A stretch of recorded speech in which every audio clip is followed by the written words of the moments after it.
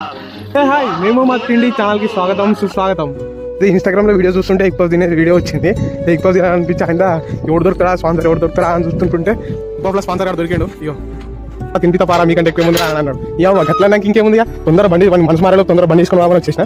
మనం స్టార్ట్ అయినా లేదో మా సంతానం అయితే ఎదురేండు అంటే కొండ పక్కల అయితే ఎగ్ పఫ్ అవైలబుల్ లేదు కాబట్టి చక్కగా దుద్దర క్లాస్ కాడికి పోవాలి.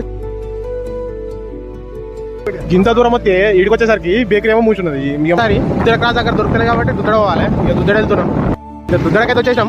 మీరు మా శ్రీరామ బేకరీ అని ఉంటుంది, ఇలా ఉన్నదో లేదో తెలుసుకోవాలి. ఇక కథ ఏంటంటే అసలు ఎగ్ పఫ్స్ లేవు, ఏంది ఈ బేకరీలు ఉన్నాయి కానీ ఎగ్ పఫ్స్ లేవు. మేము వెళ్ళిన గడియ బాగాలేదా అసలు. అట్లా ఇట్లా మా సంతానే సంపాదించడం అనే చెప్పాలి ఎగ్ పఫ్ని.